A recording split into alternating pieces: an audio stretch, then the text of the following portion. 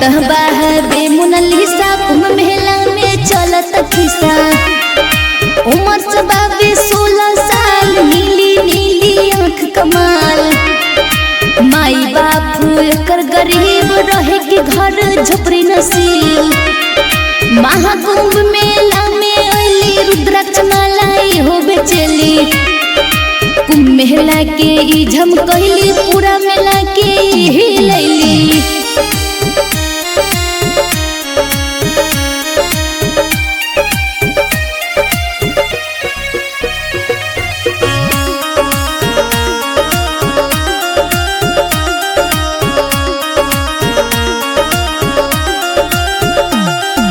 बेचली माला लागल भीड़, रातों रात बदल तकदीर। बदल गईल ओकर तस्वीर। आँख बे कर बरे बरे, हल्ला बे कर घरे घरे। केकरो से ना लजावेली, केकरो से ना शर्मावेली। मांग में ओकरा शुभ मंटिका, मेला में कोइली सबके फीका। आँख बहती खूबसूरत लगे के मंदिर के मूरत। कुंभ मेला में बनल परी, देखेला जुटल लोग बड़ी।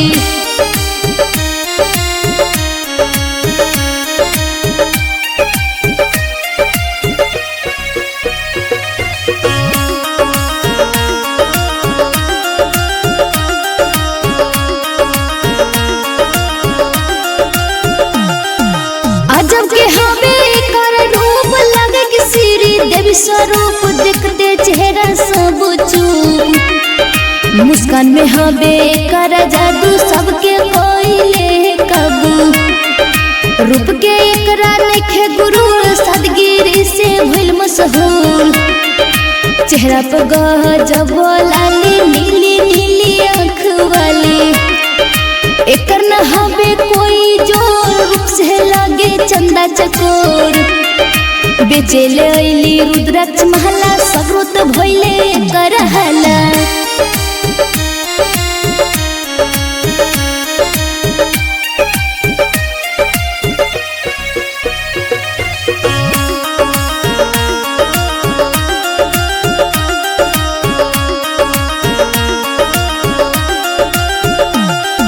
सोशल मीडिया पर भइले हाला, कुंभ मेला में बेचेली माला। बूढ़ी माता के साथ रहला, देखे में लगेली सुनहर। बेचेली रुद्राक्ष माला सुपर। मीडिया से भागतारी, चांद के जैसे लागतारी। सबके सामने बोले दुनिया, हिलेले बारी पूरा दुनिया। क्यूट फेस वाली कटील, मोनालिसा के सच्चा दिल। संगम संतोष लिखी देले, शर्मा सविता सुना